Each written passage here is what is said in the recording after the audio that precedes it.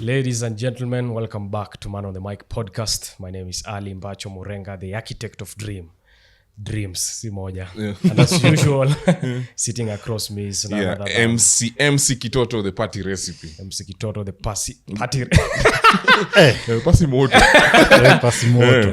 Sherehe zangu ni moto hivyo. Moto sana. Uko sawa. Kama pasi. Yeah. Kindly. Yeah. And of course, returning again. This is part 2 of our previous video. And we still have our guest with us. Remind us your name and your profession. We profession mnaifanya ikae kitu deep lakini asanti. Naitwa Alfee. I'm a counselling psychologist and my areas of focus are addiction, trauma and loss and grief. The reason why muchago hizo tatu is because those are hot button issues in society and all three of them tie into each other. Na zote zina find their basis and roots in trauma. So I'm really heavy on trauma therapy. And that's the job I do. Yes. We will also put your number on our description. In case someone needs help or contact you, ataipata hapo. For our viewers, for new viewers, we always do this every Monday. Make sure you subscribe so that you don't miss any episode that we post. And we also thank you, our returning viewers. Thank you for being with us. So the last time we left somewhere after nimesoma barua manze. I'm still shaking from what happened that time. Yeah, it was a very intense moment. But okay, now we are back again. We read one letter. The other one is Kitoto's letter. A very long one, 3 pages. Ni two full scaps lakini kwa pages normal ni karibu 4.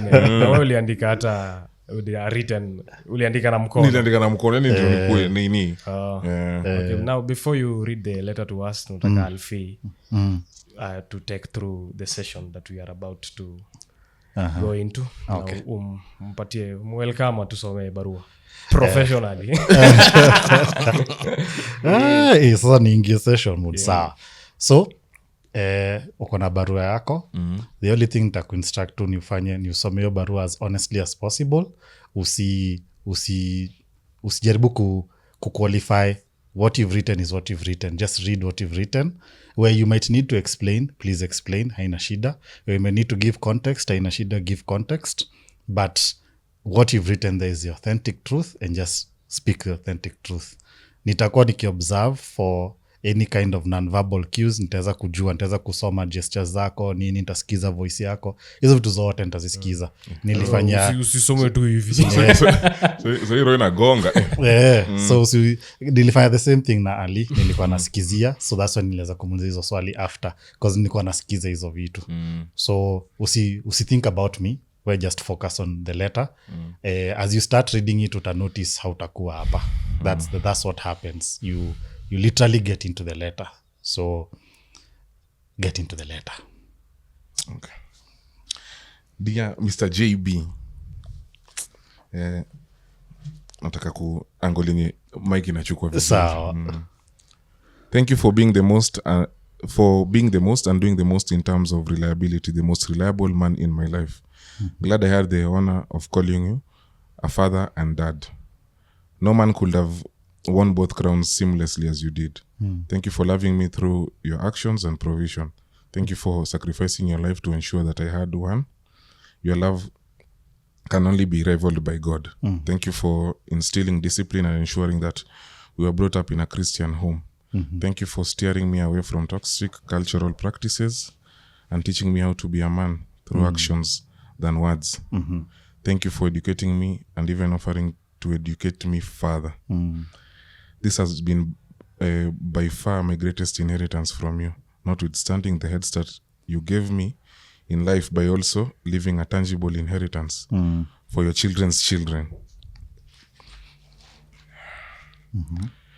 You are indeed the Superman. I'm sorry that it took growing up and your death for me to realize all that you had done for me. Just shows how ungrateful I have been. I'm sorry for being entitled. I'm sorry for writing this letter in your absence. I'm sorry for constantly lying to you through my teenagehood. Sorry for being determined to ensure that you can never mend the bonding time we lost when I was younger. Sorry for being selfish. Sorry for being childish. Sorry for hearing and not listening. And sorry for being rebellious. I'm doing quite well. My MC gig has finally started making ends meet. I really wish you were here to witness this. Kazi ya cab nayo imenilemea. Events could be my go-to career. I have a girlfriend na vitu ziko very serious, planning to introduce her to mama next year and maybe settle. I know you would love her, a rare gem. Papa joined campus and is turning out to be a real man. Hata amenishangaza. He's leaving your legacy. Patrick has advanced his studies. Who would have thought? Super proud of him. Pauline has finally found something to do that sets her soul on fire. I know this will definitely excite you. Oh, and she added to the tally, you are now a grandfather of 2 more. Uncle, yes, Paul, ameweza to pursue that which you toiled to ensure he graduates in campus. The lad took over your hardware and has even gone on to take up more responsibilities. Jamaa mpaka sahi is a contractor. Your wife, our mother, recently retired and is living life to the fullest. Really wish you were here to see what retirement looks like. In your absence, we have really grown fond of each other. Thank you for making this possible by deciding to start this family. Una feel nini hadi hapo? Nini una feel? I think ya familia man ndio ina hit home zaidi. What's the feeling uko nayo sahi? Feeling uko nayo sahi ni nini? Ni una feel? Tungekuwa poa, yani ningekuwa poa kama angekuwa pia. Okay. Sidhani tulikuwa this close akikuwa, but after definitely. After alituacha kwa 2021 huko. I think it's been 3.5 years or so. Okay. When alituacha tulianza kukua sisi siblings na mom tumekuwa yani saiwezi I think nimekuwa nikiinsist Ali mi familia yangu ikichukuliwa sijui. Okay. Sijui yani. Okay, endelea. Decompose then uendelea.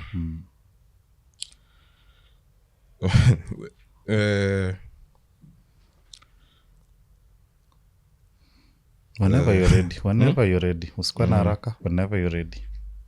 So, I wish I had visited often. I wish I called more. I wish we hugged more. I wish we laughed more. I wish we started the hardware earlier. I wish we talked more. I wish I had opened up more to the wisest man I knew. I would have avoided a lot. I wish we took more photos. I wish I found my feet earlier. I wish we had been closer earlier. Then just maybe you wouldn't be stressed out as much as you were. Then maybe I would have told you how I hated joining boarding school, how I yearned for your approval that went beyond academics, how horrific it was growing up away from your parents and the experiences that I went through. Maybe we would have gotten a chance to right the wrongs. I wanted to make you proud by ensuring you didn't have to work past your retirement. How your retirement plan, being me, was actually yielding fruit. If only you were here, then maybe being a man would be easier. Maybe mama would seek solace or find some security in knowing she didn't have to do life alone. Maybe I would get the chance to meet some targets that I had set out to achieve. For I have realized that you are the greatest shortcut that God gave me. Life has been hectic of late, extremely hectic. Hopelessness slowly creeping in. I have blamed you for some misfortunes in my life. I have pointed fingers at you. I have deflected responsibility and even hid behind you when I know I was entirely to blame. I have a lot to say. Maybe you'll read them in the letters to follow. But this can't end without me letting you. But this can't end without letting it be known that even though it's a little too late, I love you, Mr. JB Kitoto. Rest in peace. Yeah. Unafilaje? Describe the feeling, just talk about it, your feeling. Na feel ni kama unajua mimi venye mzee wangu alipass. Yes. Siku getting chance ya kuongelesha mzee. Oko get chance ku deal na hizo feelings. So I think nikiandika hii letter, hii letter nilikwambia nimeandika mara kadhaa. Ulikuwa na go through. Hadi iko na rough copy. Okay. Nikaona hiyo rough copy nikiandika ilikuwa na feel more ni kama si authentic. So ilikuwa tunataka kuandika. Hata ndio hiyo place yenyewe ilikuwa nafika kizungu inapotea, umeongea nimeweka Kiswahili. Ilikuwa nilifeel sawa hiyo ndio authentic. Yes. Na feel ile hata ilinipatia chance ya kuanza hiyo process. Ya kuanza kuongea hata na mzai. Kuna time venye mzee wangu alipass.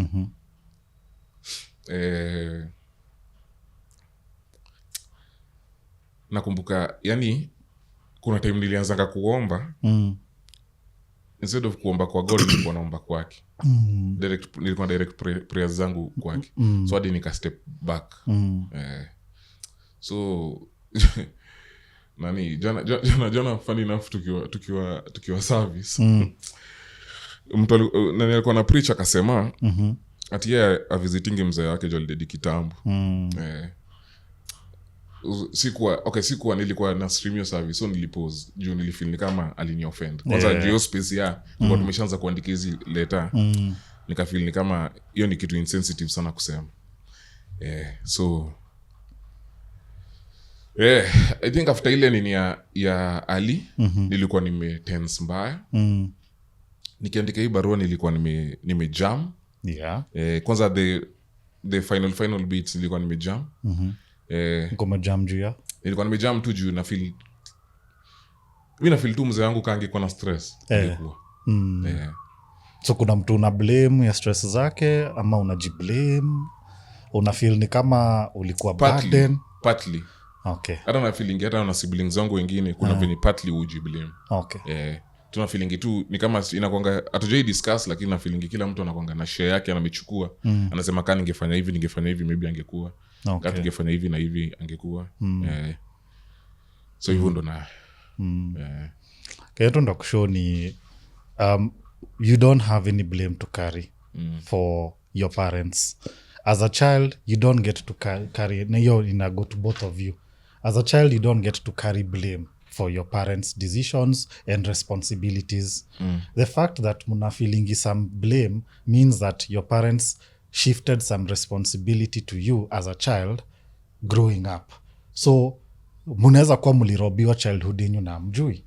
And that is how trauma begins. Because when you're not allowed to be a child, it means then you've become an adult. Na mzazi anaweza fanya hivyo consciously or unconsciously. So it can happen. So you don't get when you first born. Hapana, mimi ni fourth. Na wewe ni? To my mother first, but to my father sixth. Yeah. So unaona, so kwa family line mko na uko mahali uko chini, unaona. But kuna wengine wana carry responsibility or rather walipewa responsibility ya kuweza kuwa they adults. But eventually each and everybody was given a part to carry of this responsibility. And that is why muna feel venye muna feel, because for you it was all about performance. Pia ilikuwa about performance with your dad, ndio. Ilikuwa a lot about performance. So for the both of you, you found your value and your sense and need of approval came from what performance you did. So you always felt short anytime you didn't get that approval. And knowingly or unknowingly, your parents perpetrated shame in your lives. So muka feel ashamed about yourselves, like, I'm not good enough. So mukaanza kuivaa na shame. Shame is about who I am. Guilt is about what I do. So shame becomes a negative self-identity. Unaivaa as a second skin. So you grow up in life pursuing and doing things to ensure that you are the best, so that wherever this person is, at least anaweza ona it has been reflected kwa letters zenyu venye mmesema. If you were here, both of you have reflected that. If you were here, you would have seen what I was doing. If you were here, you would have seen. you're still seeking that approval. So kuna kitu hamukupewa, and that's the emotional lead I was talking about. Hamukupewa approval. As a child, you need to be told, my son umedupoa. Hata whichever way ataisema, bora you know as a child that my father is proud of me, especially as a son. My father is proud of me. For whatever I did, my father is proud of me. Hiyo unge grow with what is called a positive self-identity. Ukijua, hata kaa dunia itanrushia nini, I know my father is proud of me. And that's how trauma was perpetrated to a whole generation, because generation yao, their grandparents were taught to survive. Yao ilikuwa survival, ilikuwa ni mkoloni, ilikuwa ni kuishi kwa bush, ilikuwa ni kusurvive. Then they taught their kids how to survive. Then these kids survived and made money. But in the process of making money, mzungu alikuwa. So ilikuwa about appearances. So ilikuwa muende shule fulani, mujue kuongea English, mujue kufanya maths, mujue kuenda alliance, kuenda wapi, it was a big deal then. It was a big deal kuenda to these schools. Then that is the same generation that raised our parents with that kind of standard that they set, that you have to perform to matter. But you matter because you matter. That's it. You don't have to perform. You don't have to do acts. You matter because you matter. So the reason why tunaandikanga hizo barua is you begin to unpack. Kama venye umesema, umeanza kugrieve.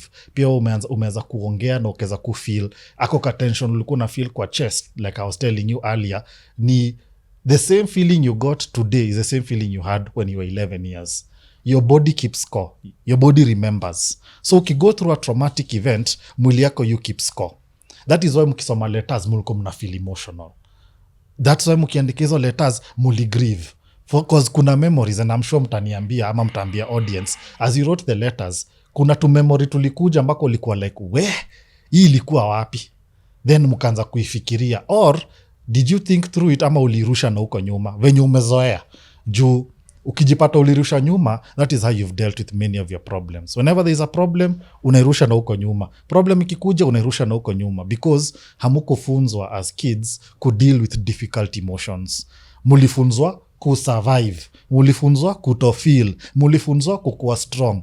All these are good. But when do you balance it with the fact that as a young man, you also need to be sensitive to your feelings? Not soft, sensitive.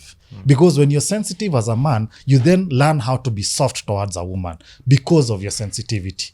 But wengine wetu tunaingia kwa relationship, tunakuwa tuko wagumu. Dem anataka softness, we ni mawe. Because umezoea kukua mawe. And then hata dem akikwambia unadupoa, that anaku encourage how believe. Because somebody somewhere never approved you, even for the best. Unaleta score, ni report card, umepata 98. Unaulizwa wa kwanza alipata nini?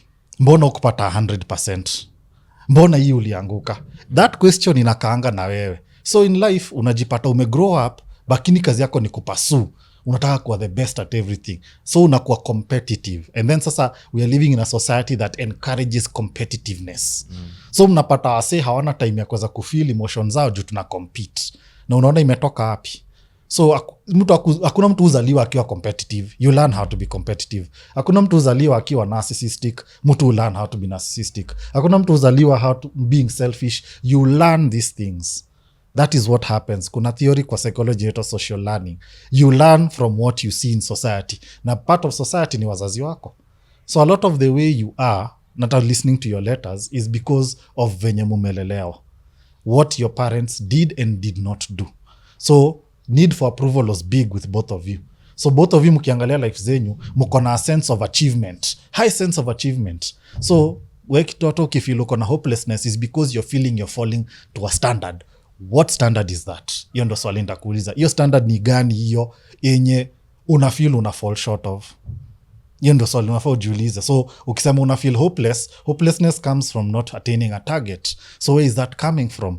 Are you still trying to seek approval? Because there's a possibility that bado una seek approval by you want this thing to hit the ground na ikwe successful, but then haifanyiki hivyo, so unaanza kufeel hopeless. Kama niwe Ali, kuna vitu zenye ulikuwa unataka kuambia Maadhe na maybe ukuweza kumwambia, and growing up umerealize that there are people who took care of you regardless of what was going on, they still took care of you and you feel a debt of gratitude to them. So partly pia unataka approve yourself to them because of what they did. So both of you mnabeba burdens amfai kwa mnabeba. Do you see how trauma is perpetrated? So mko na mizigo kwa shoulder zenyu na hamjui, na hiyo ndio ina drive. So drive yenyu ya life ni I want to be successful to help this one. I want to be successful to say thank you. But then the question I ask you as a therapist, when do you want to be successful for yourself? That's it. Ukiweza kudijibu hiyo tutakuwa sawa. Lakini sio ukiwa successful for someone else. So bado uko successful for yourself. No. Lazima uko successful. Things have to, kuna kitu tunasemanga, you communicate about yourself to the world from yourself. You tell the world about yourself from who you are. So huwezi kuwa una communicate kama ujijui. So ni nani unaoneshana huko nje? Therefore you're wearing masks. You communicate about yourself. Keyword, communicate about yourself to the world from who you are. If you don't know who you are, then who are you communicating from? Unaweza kuwa una communicate venye dada alikuambia. Wewe ujijui, wewe unajua venye yo dada alikushow. Wewe ujijui kama MC Kitoto. Hujijui. Anajitambua kama MC Kitoto. Unajitambua. Unajitambua tu. You identify as. But who are you? And that's a key thing. So Alfee, like yes. Now that at least kuna some little bit of light and yes, zenye umetuambia yes, on things that we should have known. Now all of that has happened. Our life is going forward. Yes. We are looking, huyu amesema akona girlfriend, akona very girlfriend, serious. yes. We want all the best for him. Definitely. Akuwe na maisha mzuri na siletee watoto wake shida.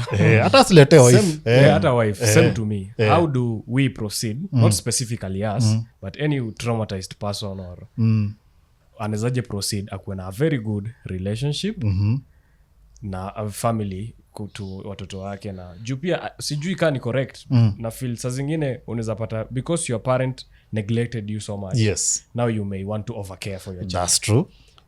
May cause another problem the other side. Yes. Itakuwa issue. So how do we like come to a correct na kuna balance? So balance ni step number 1. You accept that something that should have happened to you did not happen, and then you grieve that loss. Lazima ufanye grieving kenye Kitoto amesema. You grieve.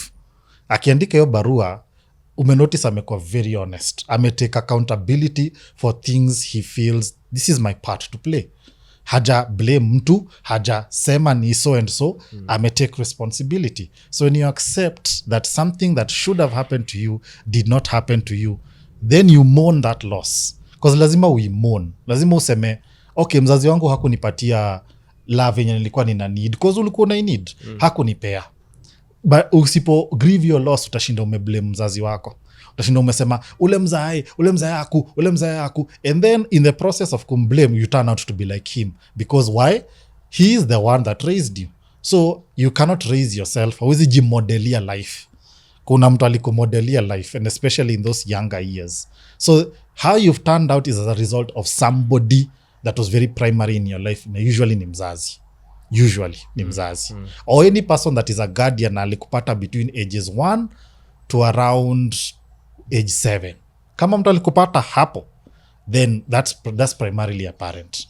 So you do not start thinking about other people. That's the second step. This is not about other people. It is about you. Musemanga, the center of everything in your life is you. All your victories ni zako. All your joys ni zako. At the center of everything in your life is you, not other people. So hawa watu wengine munaleta ndio mizigo munabeba, because lazima utoe everybody out of your life na uweke boundaries ndo ujue huu ni wife yangu, huu ni dame yangu. She is a woman, she has her own thoughts, feelings, attitudes, nini. What are my thoughts, feelings, attitudes and beliefs? So that ndio to build your statement nimesema you communicate about yourself. What are your values? What are your attitudes? What are your beliefs? What are those things that you say hizi ni zangu? Si za watu wengine, si vitu umetoka kutoka movie, ati some movie character, unataka ku-emulate movie character. It's authentically who are you, because a movie character is a fiction. Ni mtu amecreatiwa. But you either choose in life to be a character or you have character. So you choose in life which one do you want. In relationships, is it sensible to like remove some boundaries, make some sacrifices? Yes, na inaitwa compromise. To Inaitwa compromise for the relationship to work. Is that a healthy thing? Or? Ina depend what you're compromising on. If you're compromising to meet each other halfway, that's a good compromise. Kuna healthy compromises. Notice the entire time nimeanza kuongea since tuanze hii series, there's something we're talking about health and unhealth. What is healthy? What is unhealthy? There is healthy compromise, there is unhealthy compromise. Unhealthy compromise is where as Ali, you suffer because of that compromise. It doesn't fulfill you. Some compromises for sure will require you to fully give up something. Na hiyo tena itakuwa kama tuseme upate dem mwenye hapendi ukienda nje kuwatch ball. It's a sacrifice that will hurt you because that's something you've done nearly all your life. But because you love this woman and you care about her, you will make that sacrifice for the relationship to work because her peace of mind matters to you. Because as a man, you need peace and security. How do you get peace and security? By showing affection to your woman, by sacrificing that one thing amekwambia, hii by the inanisumbua hivi na hivi. So it's possible to make a healthy compromise, but lazima we mwenye uku umejua compromise nina make ni gani. Now that comes from your identity. Lazima uku umeza kuji-identify as Alfee. Mini Alfee. If you ask me who is Alfee, I'll tell you. Alfee is a recovering alcoholic. And Alfee is a man that is comfortable with his good, bad and ugly side. Directly nitakwambia hivyo. Na imuji describe hivyo wherever I go. But if I asked you who is Kitoto, who is Ali? Usiniambie we ni MC. That's not important for me. Umejitambua. Kujitambua. Lazima uweze kujua either you are a character in your life or you have character about your life. Ukitaka kuanza sitambua nitambulisha ama kujijua. Sorry, ukitaka kuanza kujijua like unajua a lot can like what are the steps to take. Yes. Mimi naweza na movie, naweza soma Bible, naweza soma novel, nione mtu I want to be like this man. Yes. Akue kama yani nikwambiaje sitaki kusema mentor. Role model. Thank you. Role model, that is the perfect one. How do you prevent hata mimi nakwambia hivi juu kwa hii life yangu kitu tu nimefuata mtu sana nayo hivi ni MC. Hakuna kitu kingine nimefuata mtu ati hivi tu namfuata nyuma. So how do I prevent that nisikuwe mtu nisienda hapo nimekuwa mtu alafu naanza okay. Uwa kwe a person on his own. Sasa imagine mimi niko confused, nimechukua movie character nimechukua MC mwingine hapo nafanana naye. Nataka hadi nataka kama yeye. So how do I prevent? How do I just sit down with myself na niseme naanza zero? I want to start zero. Kujijua. So nilikuwa nimeanza na kusema kuji-accept. Then number 2 nikasema usijaribu kuji-emulate na mtu mwingine. Number 2. Number 3 ni ukuje therapy. That's the third thing. Kuja therapy. Kuja therapy ndio. Ndio mbona tu nikanafanya. Therapy ndo sijaanza. Therapy sasa tunaingia into the deeper issues. Juu kuna vitu na hii sio ku criticize Christianity ama born again Christian, but there is only so far that God can go with you. There are tools that God has provided to be able to help you connect with him faster and better and closer. Therapy is one of those tools. That is why kwa world kuna surgeons, kuna therapists, kuna nani. Everybody has their thing that they do because kila mtu ako kwa hiyo purpose yake. And that is how to begin to answer that question of yours is number 1. Ukikuja therapy, 4 things I will do with you. Number 1, I'll teach you to have a sense of somebodyness. A sense of somebodyness is your identity. I will teach you how to do that. Because letter writing is just part of it. You need cognitive homework. I'll lead you to go write letters about your fears, your nini. Kuna mavitu mob nitataka ufanye. That will help you go into yourself. Because mimi as a therapist, I don't know what Kitoto is thinking right now. We are not trained as psychologists to read your mind. We read what you say. We glean. Gleaning ni ile kukata juu. So siweza kuchukulia kenye unasema, then tunaweza kuona this is what you're saying. Na pia training yetu imetufunza kuona behind the curtain. Especially when you engage in trauma therapy. That is not to say that any therapist that is out there hata do what I do, they also do. Each to their own. Mimi nimekuja understand in trauma therapy, it helps you to see behind the curtain. So hivi ndio Ali anajipresent, but who is Ali really? So me, I see the real one, sio huyu mwenye unanipresentia. So your identity, who are you really? That's what I'll teach you to find yourself. Ukue comfortable with yourself. Understand that si lazima ukue perfect, si lazima ukue holy Joe, si lazima, you're just good enough. And it's okay not to be okay. Asa hizo vitu zenye mnasikianga watu wakisema huku nje, it's okay not to be okay. Now we actualize it in your life, where now you understand what it means. It's okay not to be okay. Second thing I'll do, I'll teach you to have a meaning to life. A meaning to life is your purpose. Nitakutie into your purpose, because who you are directly ties into what you do. So watu wengi wanaitwistingi, unatafutanga what to do to find who you are, but that's the problem.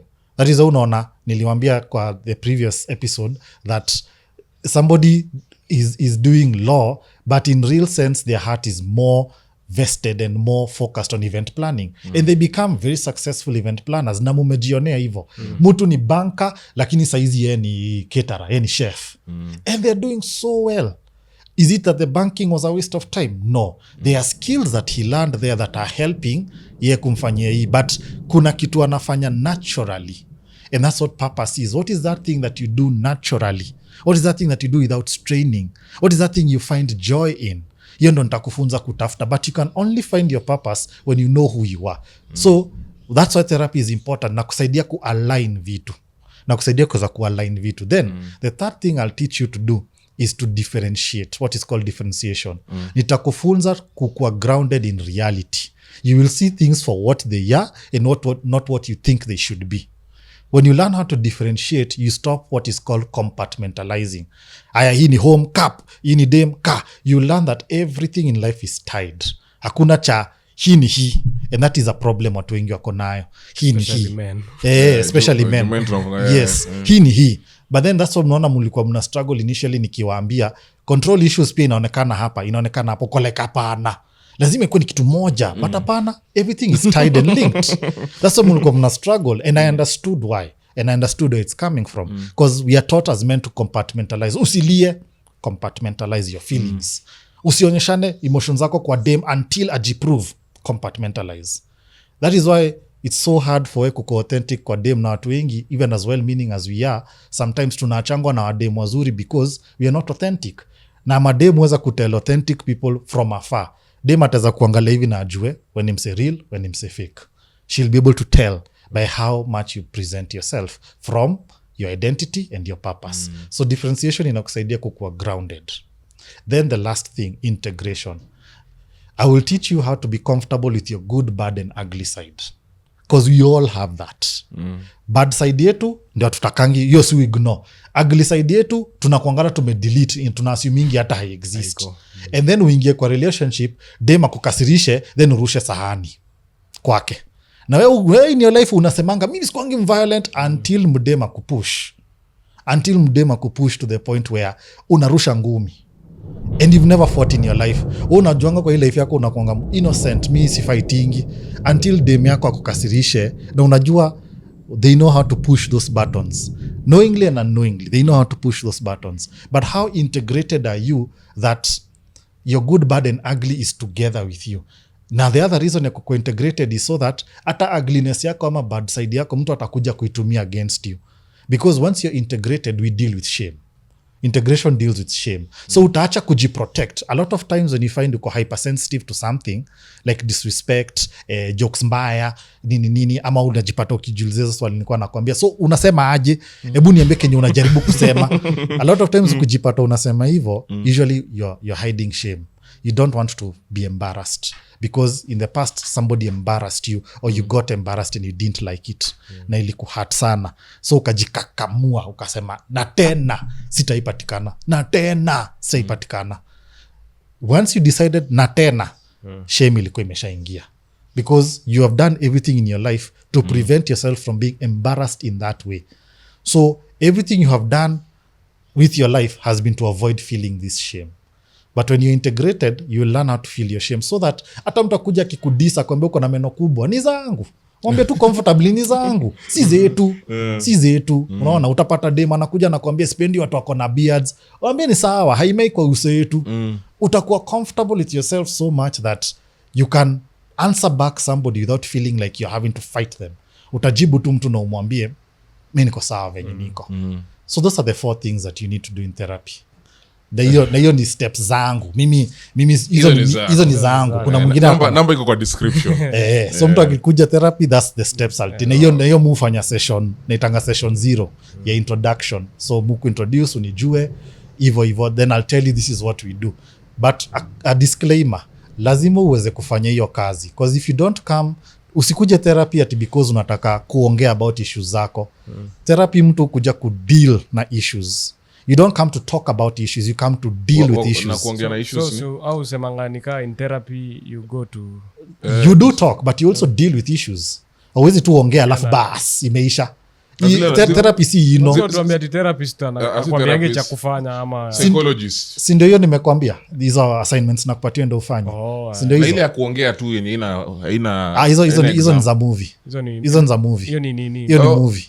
Meditation. Hiyo ni unless una meditate or something. But akunanga ati kuongea then unatoka. Therapist atakupatia kazi ya kufanya. Okay. Movie inatudanganya. That's why therapy unaonanga watu wanakujanga na misconceived notions. Unakuja na hii notion ya kumbe kuna kazi nilikuwa nifanye, na kwambia kuna kazi mob ulikuwa unaidufanye, a lot of work, because you have to process. Kama kuandika hizo barua, hizo feelings mumeamsha, mulikuwa nazo were you aware of that? Na umeishi life yako so far ukimagine uko sawa. Yes, yangu ni over 17. Unaona, over 17 years umebeba mzigo na ujajua imekuwa ikikuweigh down. So there is a way Ali you're behaving because of your mzigo, na urealize ina kudrive. Kama vile nimewambia, shame is so deep and heavy that watu realizing wanagaidiwa na wanaruliwa na shame. So when you're doing integration, tutadeal na shame. Kwa therapy sessions zangu nakuanga na session zinakuanga 10 sessions. So each session iko structured in its own way, but level 1 inakuanga we deal with the inner child, the wounded inner child, because if you've suffered trauma, then there's an inner child that has been hurt. Kuna kitoto mdogo, there's a small boy that is inside of you, na huyo hameangi, you baki venye yako, because your sense of fun, Ali na Kitoto, your sense of fun, your sense of free play, your sense of creativity, you toka from inner child wako, sio wewe. Ni huyo mtoto mdogo, huyo ndiye anakuanga your sense of creativity, your sense of wonder, you toka kwake. The inner child tunamuitanga the wonderful inner child, na hiyo wonderful ni acronym. It's an acronym for, your sense of wonder, your sense of optimism, your sense of naivete. Naivete ni tuseme tu ni ushamba, lakini your sense of curiosity. Your sense of curiosity ya kutaka kujua kitu, you toka from your inner child. Then your sense of dependence. Dependence ni you can depend on yourself just as much as you can depend on somebody else. For example, ukikuwa kwa relationship na kama venye uko na dem yako, there's something you're depending on her for. Not needing her for, depending on her for. Kama softness. Always jipea softness. Na maana tunatakanga madem wenye ni warembo na ni wa soft. Kwa sababu mwanaume ukishika dem hivi usikia ko soft, uko like na yenye shida zote za dunia zinaisha. Lakini ikuwe ni the inverse. Unaona, umetoka kupigwa na life alafu kunje unakuja unapigwa tena. Unaona utakuwa na, so there's something you're getting and needing from her. Then emotions, inner child wako ndio ako balance na emotions. Yeye ndio feel emotions zake. Watu wengi wetu tumegrow up not feeling our emotions. Then you wonder why you feel strange ukionyeshana anger. You wonder why you feel strange when ukionyeshana sadness. You wonder why mulikuwa embarrassed nyinyi mkiandika hizo barua mkilia. You wonder why mulikuwa embarrassed. Ni juu hamjazoea kufeel your emotions. Na lazima uweze kuifeel cause uko nazo. Integration, you have them. So huwezi kuwa all the time unaonyeshana happiness. Hiyo ni scary. Mtu anaonyesha happiness all the time. So mnaonanga horror movies, the scariest character ni ule ako na the widest smile na meno sharp. Kwa nini huyo character utushtua? Na ako happy. But kwa nini utushtua? Because you can't be that. You can't be happy and having that kind of smile and you're killing somebody. That is why that part is very scary. Huwezi kuwa that smile kama unaua mtu. Unaona? Na are there some things that some traumas traumas that are not coming from childhood experiences? Kuna vitu maybe genetically men are just wired to be something else, to compartmentalize vitu tuseme like in as much as Okay, me I'm sure hizi letter to time tuliandika sasa tumejaribu kufinyilia but it was not so when we were writing. Yes, if we sit here sometimes we may have like something that will make us cry but we have never cried here. Is it genetically okay like that? Ama by gender vitu kaa hizo juu for example as a woman you are expected to present yourself in a softer way. Yes. Ukwe accommodative na nini unajua as a man you can just walk past people no greeting and haitakuwa shida sana as compared to women. Or do we judge do we judge people for who they just decided to be? Kama hizo aspects zingine za life apart from childhood experiences zinaleta vitu zingine but the way to answer that question is your earliest experience of life is in your childhood. Hakuna mtu uzaliwa na skip childhood, so inatokanga hapo na inakuaje sorry but inakuaje unapata people for example Luo men wako wengi na certain character wanaportray a similar character, they are not related but somehow Luos are just like this. I can answer that. As a what? As a entertainment psychologist. Mi na feeling ni kama ni kitu yenye maybe utani correct if nini.